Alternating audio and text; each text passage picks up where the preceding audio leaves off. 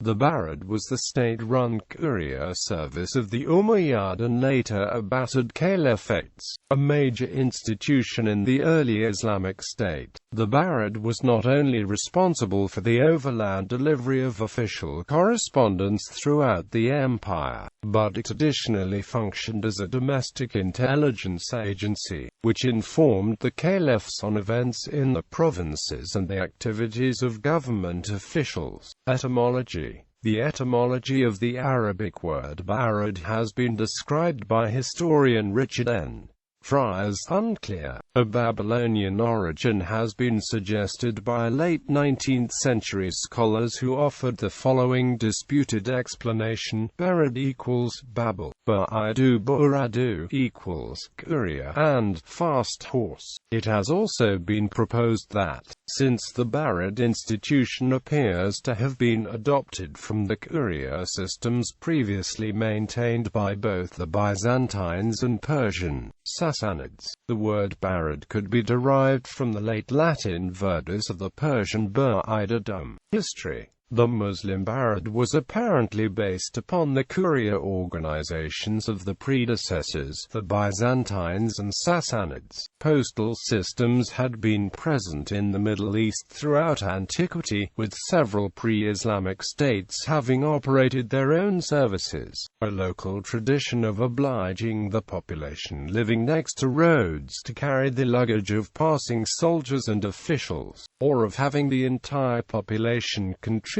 pack animals to the state as in Ptolemaic Egypt, has been documented since at least the time of the Achaemenid Empire and had been enforced by Roman legislation in the 4th century. The Barid operated from Umayyad times, with credit for its development being given to the first Umayyad Caliph Muawiyah ibn Abi Sufyan. Muawiyah's successor Abd al-Malik ibn Marwan strengthened the organization, making additional improvements to it after the end of the Second Fitna. The Umayyads created a divan, a government department to manage the system, and a separate budget was allocated for its costs. Following the Abbasid Revolution in 750, the Barid was further strengthened by the new dynasty and became one of the most important institutions in the government. The second Abbasid Caliph al-Mansur placed particular importance on the service and utilized it as an intelligence tool with which he could monitor affairs throughout the empire. Under his successors, oversight of the Barid was often entrusted to a prominent official, a close associate of the caliph, such as the barmaker Jafar ibn Yahya or Atak al-Turki. After the political fragmentation of the Abbasid Caliphate in the 9th and 10th centuries, the central divan al-Barid was overseen by the Buyids,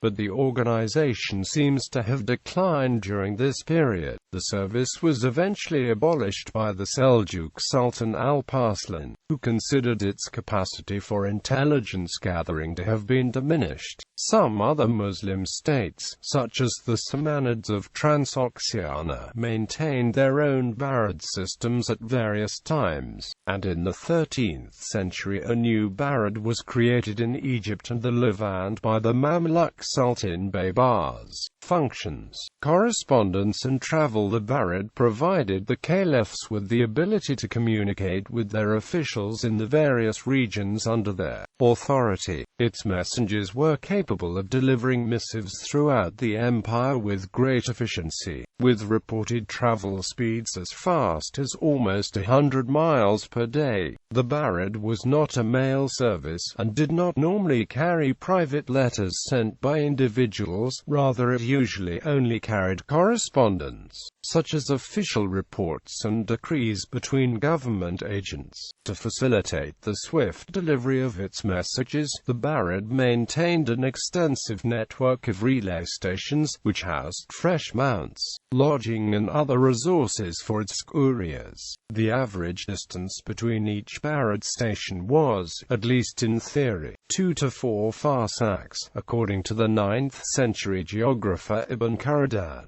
There were a total of 930 stations throughout the empire. This relay network was flexible and temporary postal stations could be set up as needed during military campaigns. For example, new barīd stations would be established so that a line of communication could be maintained with the advancing army. Besides carrying correspondence, the barīd was sometimes used to transport certain agents of the state, providing a form of fast travel for governors and other officials posted to the provinces.